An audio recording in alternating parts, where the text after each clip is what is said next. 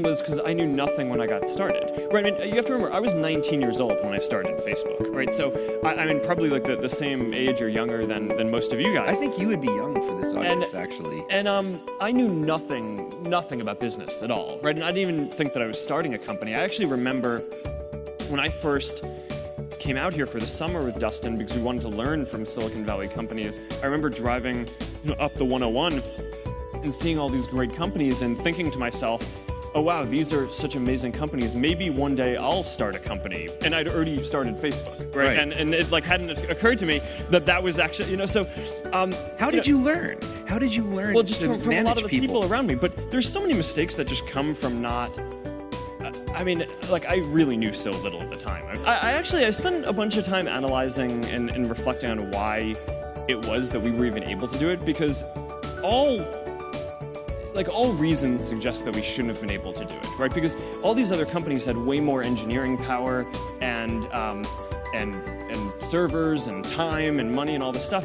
And I actually think that this is a pretty instructive thing for anything that you want to go do, because this is the same property is going to be true for anything that you guys start, is that someone else is going to have more resources and be able to do it.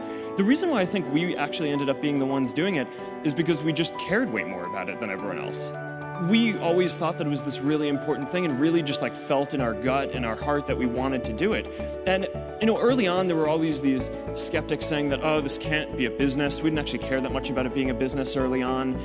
But a lot of the reason why bigger companies didn't invest in it was because it wasn't clear that there was a model that would work for it. It seemed like a bad idea. Yeah, and I actually think that that's true for a lot of the best ideas, right? Is that it's not that someone else can't do it, they actually can, and the odds are stacked against you, but I think often that belief in the fact that you just care so much about what you're doing is the only thing that kind of drives you to do it. And, to be honest, that kind of drives me to this day. I mean, one of the big emphasis points for the company right now is internet.org, and, for a while we had this rallying cry of, can we connect 1 billion people?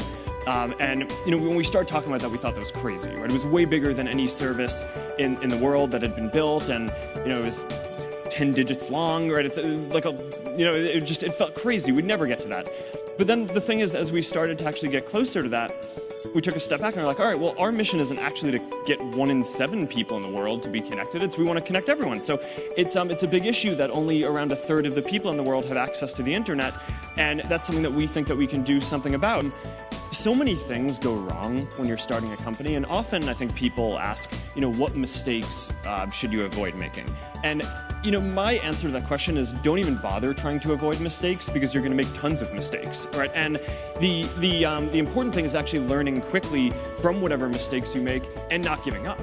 Right, and I mean, there are things every single year of Facebook's existence that could have killed us or made it so that it just seemed like moving forward and making a lot of progress just seemed intractable.